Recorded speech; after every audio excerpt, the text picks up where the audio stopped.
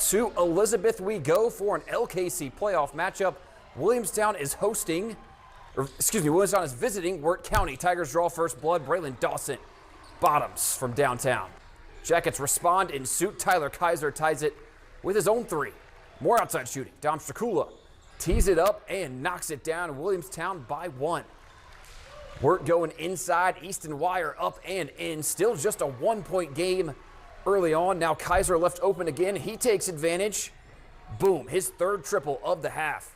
End of the second quarter. Alex Bevel sends Wirt into the locker room with some momentum. 26-24 Jackets. Coach Sorrow must have said something right to Wyatt Powell in the locker room because he had the first 16 points for Williamstown after the break, going on a 16-5 run all by himself. And there he is, going to put in another three there as Williamstown gets it done on the road, beating the Tigers 61-47.